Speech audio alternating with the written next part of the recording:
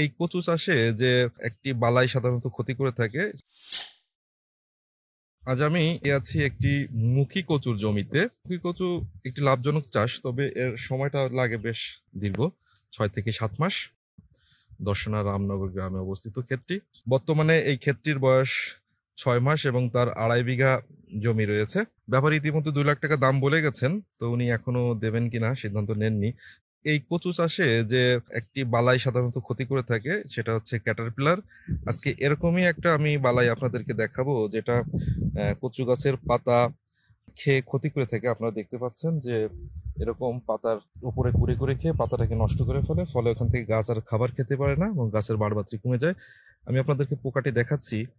দেখতে পাচ্ছেন যে পাতার নিচে পোকাটি বসে আছে এবং এই পোকাটি এখান থেকে পাতা খেয়ে কোনো কোনো ক্ষেত্রে ছিদ্র করে ফেলে, আবার কোনো কোনো ক্ষেত্রে এই যে নিচে আমরা দেখতে পাচ্ছি যে এটা কুড়ে করে খায়। প্রথমে খয়েরি আকার ধারণ করে এবং পরবর্তীতে বাদামি রং ধারণ করে পুরো পাতাটি নষ্ট হয়ে যায়। দুটি পদ্ধতিতে আমরা এটা দমন করতে পারি। একটা হচ্ছে আমরা যদি নিয়মিত মাঠ পরিদর্শন করি, সেক্ষেত্রে যদি বাছাই করা যায় হাত বাসের মাধ্যমে এটা টিপে মেরে ফেলা, যদি অল্প আক্রমণ হয়।